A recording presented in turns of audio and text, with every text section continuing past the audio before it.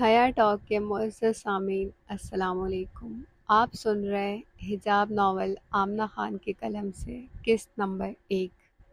حجاب سے شروع ہونے والی محبت کی ایک عجیب داستان، ایسی داستان جو کہیں سنی نہ ہو۔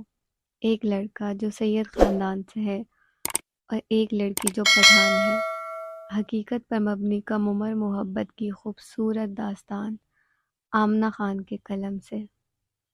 سفید چادر، نقاب چہرہ، حیا کی مورت کی اجلی صورت، چھپی ہوئی تو پیار آئے۔ کسی کی دنیا خزاں بھی ہو گر اسے جو دیکھے تو پیار آئے۔ زری اٹھ جاؤ، زری جلدی کرو، اٹھو، کب تک سوئی رہو گی؟ کالج کے لیے گاڑی آنے والی ہے۔ اللہ میں کیا کروں اپنی گندی اولاد کا، گاڑی آئے گی تو پھر یہ ادھر سے ادھر بھاگے گی۔ زری کی ہیپی گڈ مارننگ روز صبح صبح یہ قوالی سن کے ہوتی۔ اس کی عادت تھی نماز کے بعد سونا۔ اب اماں کمرے تک پہنچ جائی تھی۔ زری کیا ہے بھی اماں، تھوڑا تو سونے دیا کرے نا۔ وہ کمبل کے اندر منہ کر کے بڑبڑائی۔ اچھا ہو جو آج تمہارا گاڑی والا تمہیں چھوڑ کے چلا جائے۔ اس نے کمبل منہ سے ہٹایا، اٹھ کے بیٹھی اور الفاظ کو زور دے کے بولی، کسی کی اتنی ہمت کہ وہ زرمینہ بنت ابراہیم خان سواتی کو چھوڑ کے جائے۔ زری میں اور کچھ نہ سنوں، اٹھ جاؤ اس سے پہلے کہ میں جوتی لوں۔ اوکے میرے ابا جی کی ملکہ، جو حکم آپ کا۔ زری اماں ایسے شرما کے باہر گئی جیسے شادی کو بھی 1 مہینہ بھی نہ ہوا۔ اٹھ جائیں اب زرمینہ صاحبہ، نیند تو آپ کی ماشاءاللہ خراب ہو ہی گئی ہے۔ گاڑی آنے میں ٹھیک 15 منٹ رہتے تھے۔ وہ جلدی جلدی اٹھی اور بھاگتی بھاگتی اپنی بلی کے پاس گئی جو اس کے ہاتھ کے بغیر کچھ کھانا گناہ سمجھتی تھی۔ میری پیاری مانو، جلدی جلدی کھانا، آج اچھا یہ نہ ہو گاڑی آج سچی میں چھوڑ جائے۔ لوگوں کو بلیوں سے محبت ہوتی ہوگی، اس کو اپنی بلی سے عشق تھا۔ وہ ہمیشہ اپنی مانو کو معصومہ کہہ کے بلاتی۔ اس کو دنیا میں اپنی مانو سے زیادہ معصوم کوئی نہیں لگتا تھا۔ جلدی کھانا کھاؤ مانو، دیکھو میں کتنا لیٹ ہو گئی ہوں، بس 10 منٹ رہے۔ مانو کو کھانا کھلانے کے بعد وہ بھاگتی ہوئی کمرے میں آئی۔ ابھی بھی مزید 7 منٹ رہتے ہیں گاڑی آنے میں۔ بال وہ رات کو برش کر کے کھول کے سوتی تھی۔ وہ ایک پرکشش اور پر اعتماد شخصیت کی مالک تھی۔ اس کی خوبصورت آنکھیں، گال پہ تل اور اس کے نیچے پڑتا خوبصورت ڈمپل اس کی خوبصورتی کو اور نکھارتا۔ اس کی دوستیں اس کو ڈمپل کوئن کہہ کر بلایا کرتی۔ اس کے چہرے پہ ڈمپل جچتا ہی اتنا تھا۔ اس کا رنگ اتنا سفید نہیں تھا مگر اس میں اتنی کشش تھی کہ ہر کوئی کھنچا چلا آتا۔ دوستوں کی محفل میں وہ محفل کی جان ہوتی۔ اس کے بات کرنے کا انداز ہی ایسا ہوتا کہ 100 لوگوں میں وہ ایک الگ سے پہچانی جاتی۔ ہمیشہ میٹھا میٹھا بولتی۔ وہ ایک باہمت لڑکی تھی جو سچ کو سچ اور جھوٹ کو جھوٹ کہنے میں کبھی نہیں ڈرتی۔ چاہے آگے کوئی بھی ہو، وہ ہمیشہ سچ کو سچ بولتی۔ کچھ اس کے خون میں تھا کہ ڈرنا تو انہوں نے سیکھا ہی نہیں تھا۔ بس 3 منٹ مزید۔ اللہ جی پلیز پلیز پلیز آج گاڑی تھوڑی سی لیٹ آ جائے۔ تیار تو وہ تقریباً ہو ہی چکی تھی۔ وہ ہمیشہ سادگی میں رہتی اور نہ جانے کیسے وہ اس سادگی میں بھی ہمیشہ بہت پرکشش پر اعتماد لگتی تھی۔ گاڑی دروازے پہ تھی، اس نے ابھی جوتے بھی پہننے تھے، دانت بھی برش کرنے تھے اور ناشتہ، خیر وہ تو کیا ہوتا ہے، سنڈے کے علاوہ اس کو کبھی نصیب ہوا ہی نہیں۔ زری آواز آ رہی ہے نا گاڑی کی؟ نہیں اماں مجھے تو نہیں آ رہی، برش کو دانتوں میں رکھتے ہوئے وہ آرام سے بولی جو اماں نے بہت اچھے سے سن لیا۔ تم یہ زبان لے کے جانا سسرال۔ جی جی میری پیاری ماں، یہی والی لے کے جاؤں گی جو آپ کا حکم۔ وہ ہلکا سا مسکرائی اور بڑی سی چادر لی۔ وہ ہمیشہ بڑی سی چادر لے کے گھر سے باہر جاتی تھی اور منہ ایسے لپیٹتی کہ آنکھوں کے علاوہ کچھ بھی نظر نہ آئے۔ اچھا اماں، خدا پامان۔ حسب معمول وہ آج بھی پورے 5 منٹ لیٹ تھی، مگر گاڑی والوں کو اب اس کے لیٹ آنے کی عادت ہو گئی تھی۔ وہ ہمیشہ بیٹھ کے پوچھتی، آج زیادہ لیٹ تو نہیں ہو گئی نا؟ اور خود ہی مسکرا دیتی، نہیں آپ بھی کدھر لیٹ ہوتی ہیں۔ گاڑی میں بیٹھتے حامد نے کہا، وہ اس کے ساتھ گاڑی میں جایا کرتا تھا۔ اس کو بچے اتنے پسند نہیں تھے مگر حامد اس کو بہت پیارا تھا۔ آج کالج کا آخری دن تھا، ہر کوئی اداس آنکھیں لیے ایک دوسرے کو دیکھ رہا تھا۔ اگر کوئی ایک دوسرے سے نظریں چرا رہا تھا تو وہ لیلا مجنوں کی جوڑی تھی، زرمینہ اور اس کی دوست فضا۔ زرمینہ ایک ایسی لڑکی تھی جس کے گرد لوگوں کو ہجوم ہوتا۔ وہ ہر ایک کی مدد کے لیے حاضر رہتی، ہر ایک سے ایسے بات کرتی جیسے وہ اس کو صدیوں سے جانتی ہو۔ اس کی زندگی میں بہت لوگ تھے جو اس کے دوست تھے۔ زرمینہ پورے کالج میں واحد ایسی لڑکی تھی جس کو ہر ایک کے راز کا پتہ ہوتا، ہر کوئی اس کے آگے ڈسکس کرتا، وہ سب کو مشورہ دیا کرتی، سب کو یقین ہوتا ان کا راز اس کے پاس بالکل محفوظ ہے۔ وہ فضا سے ہر بات شیئر کرتی تھی مگر اپنی ذات سے جڑی۔ سب لڑکیاں خود کو زرمینہ کا دوست کہہ کر فخر محسوس کرتی، مگر زرمینہ کی زندگی میں بہت کم لوگ خاص تھے۔ یہ نہیں کہ وہ دوسروں کو خاص نہیں سمجھتی تھی، اس کے لیے ہر کوئی خاص ہوتا اپنی اپنی جگہ پہ، مگر کچھ ایسے لوگ تھے جن کے بغیر وہ زندگی کو تصور ہی نہیں کرتی تھی۔ ان چند لوگوں میں ایک فضا تھی۔ اس کا مقام اس کی زندگی میں ایسا تھا کہ پوری دنیا ایک طرف اور فضا دوسری طرف۔ وہ اس کو پیار سے فضو بھی کہتی تھی۔ آج کالج کا آخری دن تھا، وہ دونوں ہی ایک دوسرے سے نظریں چرا رہی تھی۔ ان کو پتہ تھا اگر کوئی ایک بار کمزور پڑ گئی تو سنبھلنا مشکل ہو جائے گا۔ فضا کو تو آگے یونیورسٹی کا کنفرم تھا، مگر زرمینہ، ان دونوں کی دوستی پورے کالج میں مشہور تھی۔ دونوں ایک دوسرے کے بغیر ایک سیکنڈ بھی الگ نظر نہ آتی۔ ہمیشہ دونوں ٹیل پونی کرتی تھی، دونوں کے ہاتھ پہ ایک جیسی واچ ہوتی تھی۔ کبھی بھی ایسا نہیں ہوتا تھا کہ دونوں ایک ساتھ چل رہی ہوں اور ان کے ہاتھ میں ایک دوسرے کا ہاتھ نہ ہو۔ زرمینہ ہمیشہ فضا کے کندھے پہ سر رکھ کے بیٹھا کرتی تھی۔ آج سب الگ ہو رہے تھے، سب نے یہ فیصلہ کیا تھا کہ یونیورسٹی میں ساتھ ایڈمیشن لیں گے، بس زری کا ہی کنفرم نہیں تھا۔ اس کے بابا جان ہزارہ یونیورسٹی کے سخت خلاف تھے، مگر مانسہرہ میں دوسری کوئی یونیورسٹی بھی نہیں تھی۔ زرمینہ کے گھر کا ماحول کافی اسٹرکٹ تھا، ان کو اجازت نہیں ملتی یونیورسٹی کی۔ اس سے پہلے اس کے خاندان میں کسی نے کالج بھی نہیں پڑھا تھا۔ اس نے رونا دھونا ڈال کے کالج کی اجازت لے لی تھی۔ وہ ایک پٹھان فیملی سے تعلق رکھتی تھی جن کے گھروں سے لڑکیاں کبھی بھی باہر نہیں جاتی تھی۔ دوسری لڑکیوں کے مقابلے میں ان پہ زیادہ پابندیاں ہوتی ہیں، ان کو زیادہ سنبھل کے چلنا پڑتا ہے۔ زرمینہ ایسی ہی تھی، وہ ہمیشہ ضرورت سے زیادہ سوچتی۔ آج دن بھر سب یہی بات کرتے رہے، رزلٹ آنے کے بعد سب یونیورسٹی میں ملیں گے انشاءاللہ۔ آخر کار چپ کا سلسلہ ٹوٹا۔ زری، میں کہہ رہی ہوں تمہیں آگے یونیورسٹی میں ساتھ ایڈمیشن لیں گے۔ اگر میری مینا نہیں لے گی ایڈمیشن تو فضا بھی نہیں لے گی۔ وہ اس کو اکثر پیار سے مینا کہتی تھی۔ اور تمہیں اچھے سے پتہ ہے میرے سسرال والوں کو پڑھی لکھی بہو چاہیے۔ ہیں کون سے سسرال والے؟ زرمینہ نے چونک کے اسے دیکھا۔ ارے ہونے والے سسرال والے، ظاہری سی بات ہے بھائی، جو بھی ہوں گے ان کو پڑھی لکھی بہو چاہیے ہوگی نا۔ تو میں نے آگے یونی جانا ہے اور آپ کے ساتھ جانا، آپ کو سمجھ آ رہی ہے نا میری بات؟ اس کے اداس لبوں پہ ایک دم مسکراہٹ آئی، ڈمپل اور گہرا ہوا۔ وہ ہمیشہ فضا کو ماتھے پہ پیار کیا کرتی تھی۔ اس کے اداس لبوں پہ ایک دم مسکراہٹ آئی، ڈمپل اور گہرا ہوا۔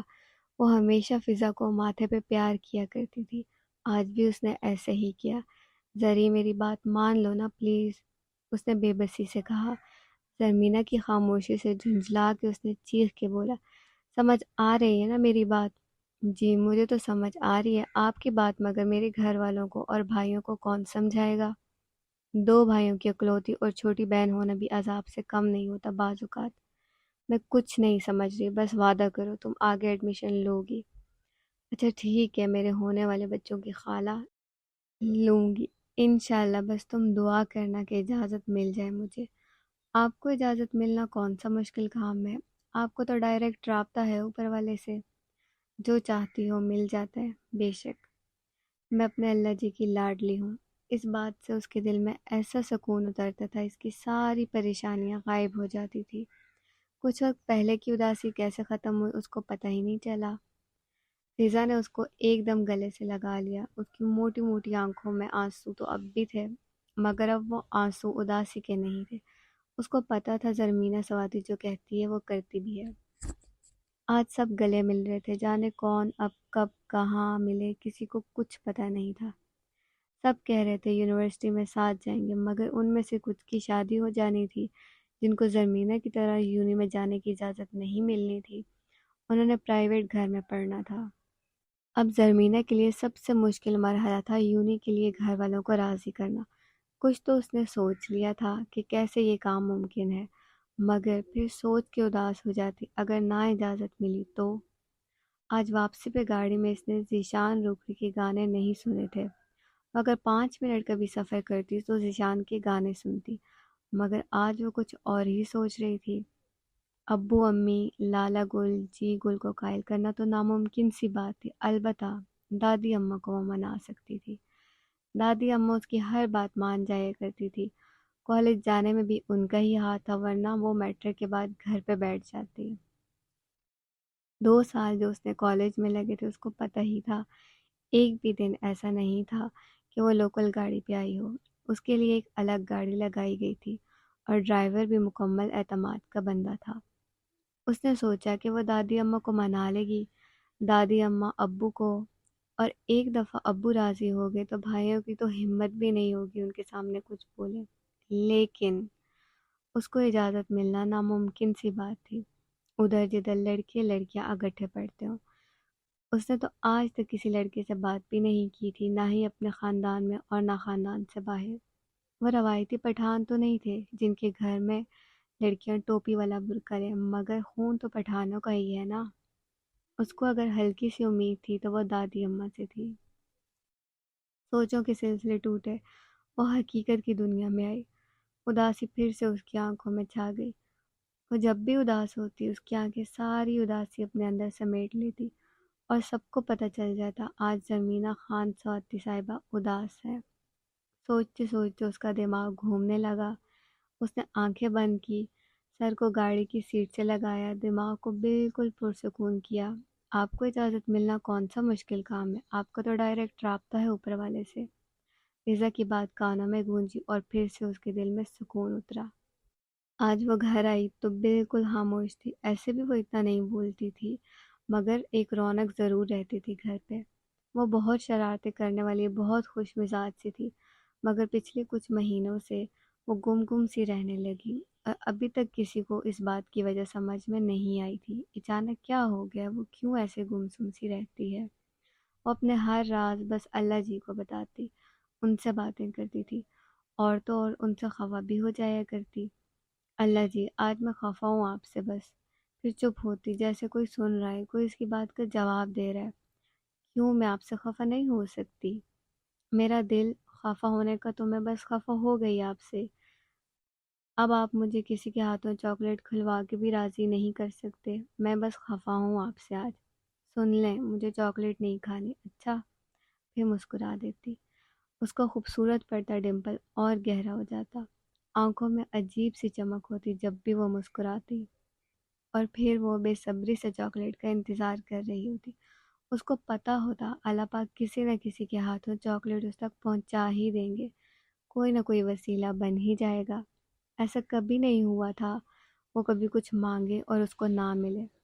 وہ اپنی چھوٹی سے چھوٹی اور بڑی سے بڑی چیز اللہ سے مانگا کرتی تھی اور ہمیشہ اس کو مل بھی جاتی تھی۔ اس کو اللہ کے علاوہ کسی سے کچھ مانگنا اچھا بھی نہیں لگتا تھا، چاہے وہ چاکلیٹ ہی کیوں نہ ہو۔ وہ عام لوگوں کے مقابلے میں کچھ زیادہ ہی سوچا کرتی۔ زری کیا ہوا ہے بچے؟ عموماً وہ کالج سے واپس آ کے خود دادی اماں کے پاس جایا کرتی تھی، مگر آج وہ مانو کو کھانا کھلانے کے بعد سیدھا اپنے کمرے میں آئی تھی۔ ارے اماں جی میں آ ہی رہی تھی آپ کے پاس۔ دادو اس کے پاس اس کے بیڈ پہ ہی اس کے قریب ہو کے بیٹھی۔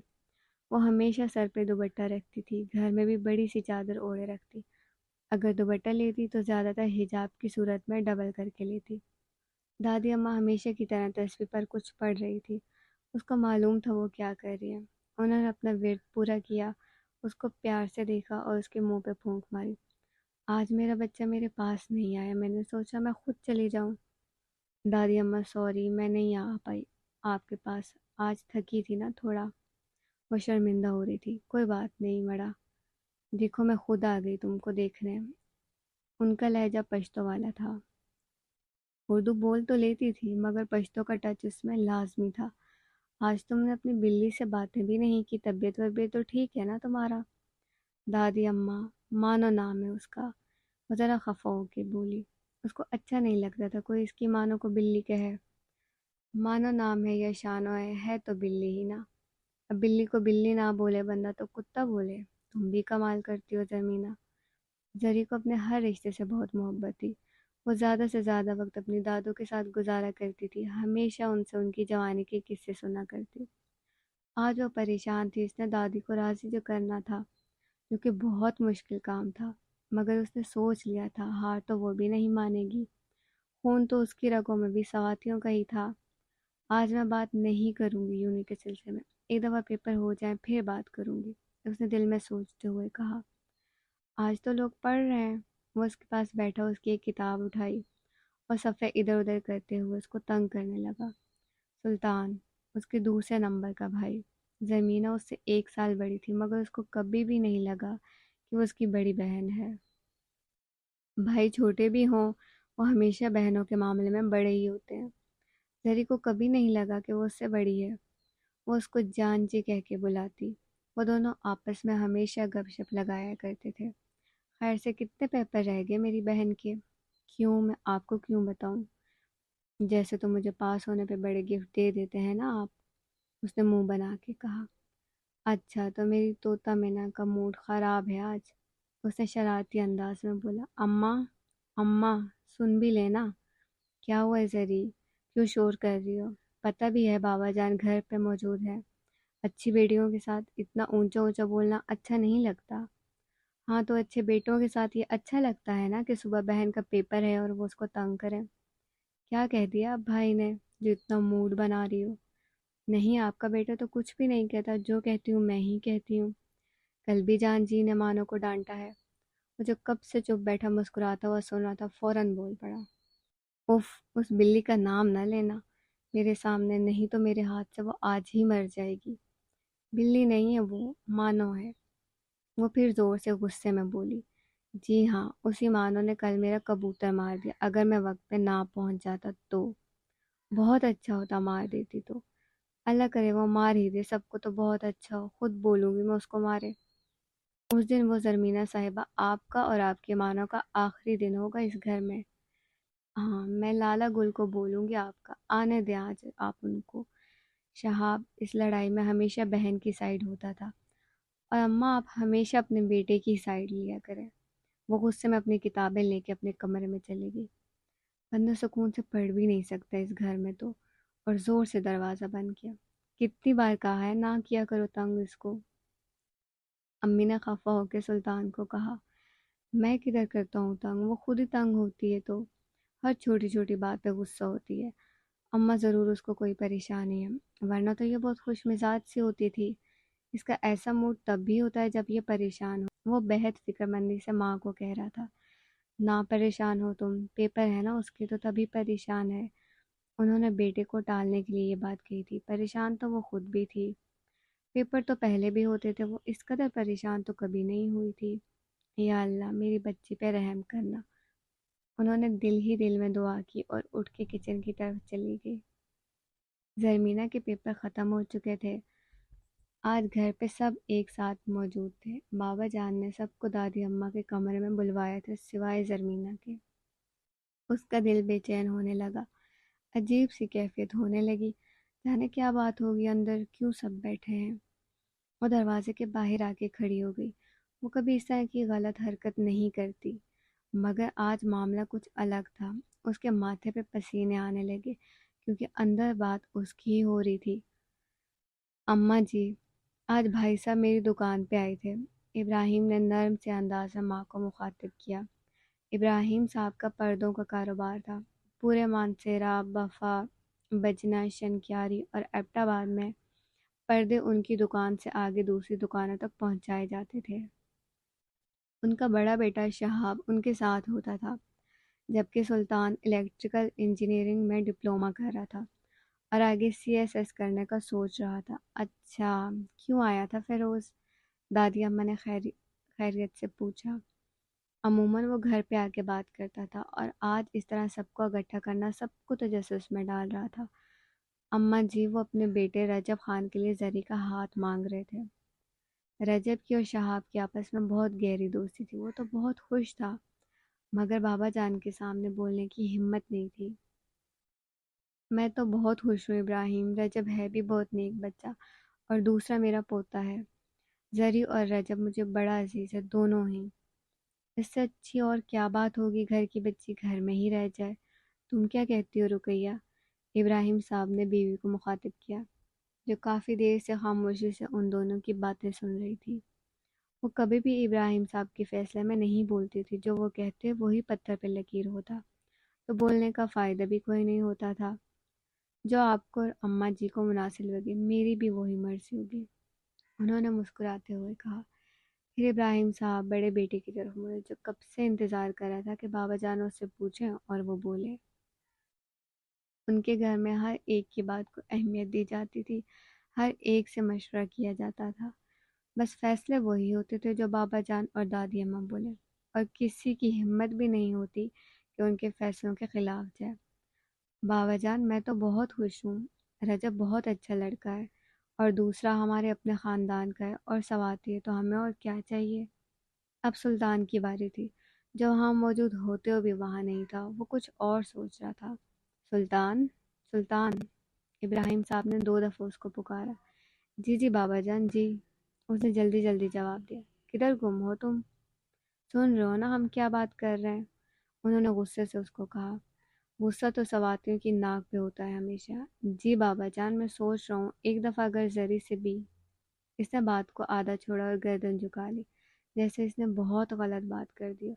اس سے پوچھنے کی کیا ضرورت ہے؟ جب بابا جان نے فیصلہ کر دیا ہے تو، شہاب نے آرام سے بھائی کو بولا، اور آنکھوں ہی آنکھوں میں چپ ہونے کا کہا۔ نہیں، میرا وہ مطلب نہیں تھا لالا گل، جو بھی تھا اب چپ۔ اماں نے بات کو سنبھالتے ہوئے کہا، میں زری کو بتا دوں گی اس کے بابا جان نے کیا فیصلہ کیا۔ ویسے بھی اس کے امتحان ختم ہو گئے ہیں آج۔ وہ اپنے کمرے میں بیٹھی تھی، اس کو لگا وہ کوئی خواب دیکھ رہی ہے۔ ایسا کچھ نہیں ہوا، اس نے ایسا کچھ نہیں سنا جیسے اس کے پیروں کے نیچے سے زمین ہی نکل جائے۔ وہ گمسم سی بیڈ کے ساتھ ٹیک لگائے آنکھیں بند کیے بیٹھی تھی۔ اماں نے دروازہ کھولا اور اندر آئی۔ زری، کیا ہوا ہے بچے؟ انہوں نے اس کی آنکھوں کو غور سے دیکھا، جن میں گہرائی کی حدیں تھیں۔ زری! انہوں نے اس کو بازو سے پکڑ کے پیار سے لایا۔ کیا ہوا ہے بچے؟ وہ جو بات اس کو بتانے آئی تھی سب بھول گئی تھی۔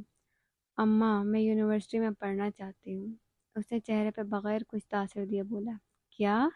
انہوں نے حیرت سے پوچھا۔ کیا کیا کہنا چاہ رہی ہو تم ہوش میں تو ہو نا زرمینا؟ انہوں نے پریشان ہوتے اس سے پوچھا۔ وہ جو بالکل مگن سی بیٹھی تھی، جیسے کوئی بڑا فیصلہ کرنا چاہ رہی ہو۔ ہاں، میں ہوش میں ہی ہوں اماں، میں پڑھنا چاہتی ہوں آگے۔ زری، ہوش میں نہیں ہو تم بالکل بھی۔ انہوں نے سختی سے اس کو دیکھا اور بولی، تمہارے بابا جان نے رجب خان سے تمہاری شادی کا فیصلہ کر لیا اور تمہیں آگے یونیورسٹی پڑھنا ہے۔ وہ تھوڑا آگے ہوئی، اس نے ماں کا ہاتھ پکڑا، ان کے کندھے پہ سر رکھا اور کپ کپاتے ہونٹوں سے بولی، ماں، مجھے نہیں کرنی ابھی شادی۔ رجب بھائی کو تو میں اپنا بھائی سمجھتی ہوں، بالکل لالا گل کی طرح، اس نے بچوں کی طرح روتے ہوئے کہا۔ ماں کا دل پگھلا، اس نے اس کا سر کندھے سے ہٹا کے گود میں رکھا۔ زری، میرا بچہ، ایسے نہیں روتے۔ رجب بہت اچھا لڑکا ہے، خوش شکل ہے، عزت کرنے والا ہے، اپنا کاروبار ہے ان کا۔ ہے ہی کون ان کے گھر میں، وہ پلوشا، اس کے ماں باپ، بس تم بہت خوش رہو گی وہاں۔ انہوں نے بیٹے کے بالوں میں ہاتھ پھیرتے ہوئے کہا اور نرمی سے اس کا ماتھا چوما۔ ماں، آپ چاہتی ہیں نا میں رجب بھائی سے شادی کر لوں؟ میں کر لوں گی، بس مجھے یونیورسٹی جانے کی اجازت دلوا دے، اس نے بچوں کی طرح روتے ہوئے کہا۔ زری، فضول کی ضد نہ کرو، تمہیں اچھے سے پتہ ہے تمہارے بابا جان کے فیصلے کے آگے میں نہیں بول سکتی۔ انہوں نے بے بسی سے بیٹی کو سمجھایا، لیکن بیٹی میں بھی ان کا ہی خون تھا، وہ کدھر اتنی آسانی سے ہار مان جاتی۔ اس نے سوچ لیا تھا اس نے آگے کیا کرنا ہے۔ اماں جی! رقیہ بیگم پریشانی سے اماں کے پاس آئی۔ ان کی سمجھ میں نہیں آتا وہ ان کو کیسے بتائیں۔ اپنے شوہر کو بتانا مطلب طوفان کو خود دعوت دینا۔ وہ ویسے بھی ابراہیم صاحب سے بہت ڈرتی تھی، اپنے بچوں کے حوالے سے ان سے اتنی بات نہیں کرتی تھی۔ ان کو پتہ تھا ان کو کچھ بتانا مطلب خود طوفان کو اپنے گھر کا راستہ بتانا۔ کیا ہوا ہے بچے، کچھ تو بولو۔ رقیہ بیگم دادی اماں کے بھائی کی بیٹی تھی۔ وہ دونوں آپس میں ساس بہو والا رویہ بالکل بھی نہیں رکھتی تھی۔ وہ ماں بیٹی جیسی تھی۔ رقیہ ان سے آسانی سے بات کر سکتی تھی۔ اماں جی، اس نے بہت پریشانی میں بات کی۔ ارے بولو تو، کیا ہوا ہے بڑا؟ ایک تو جب تم اتنا ڈر ڈر کے بات شروع کرتا ہے نا، میرے بھائی کی اولاد تو لگتا ہی نہیں ہے تم۔ اماں جی، وہ بات ہی ایسی ہے۔ انہوں نے ماتھے سے پسینہ صاف کرتے ہوئے کہا۔ یہ پسینہ گرمی کی وجہ سے نہیں تھا، بلکہ اس طوفان کی وجہ سے تھا جو ان کے گھر آنے والا تھا۔ اماں جی، وہ زری نے رشتے سے انکار کر دیا ہے۔ انہوں نے ماتھے پہ ہاتھ رکھ کے کہا۔ کیا؟ یہ کیا کہہ رہے تم؟ پاگل واگل تو نہیں ہو گیا زرمینہ؟ کیوں نہیں کرنا اس کو رجب سے شادی؟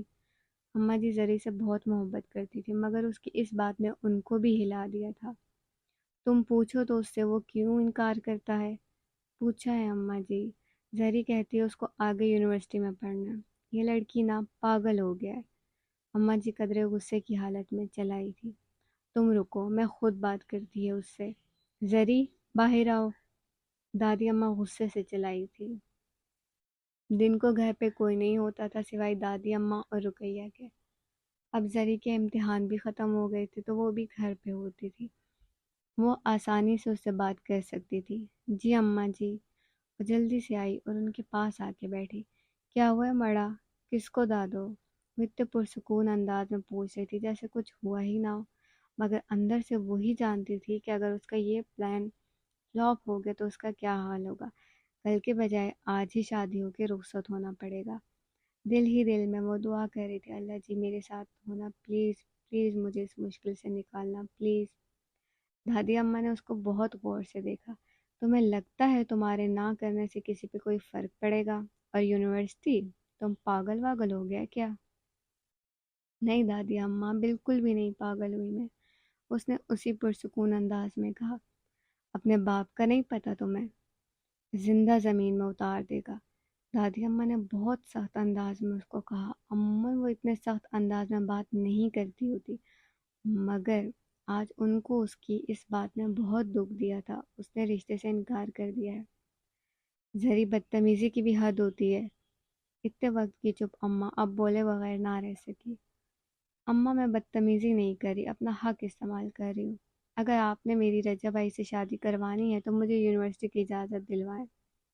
اس کی رگوں میں بھی ان کا ہی خون تھا۔ اماں کی طرف سے وہ جہانگیری تھی اور بابا کی طرف سے سمدنی تھی۔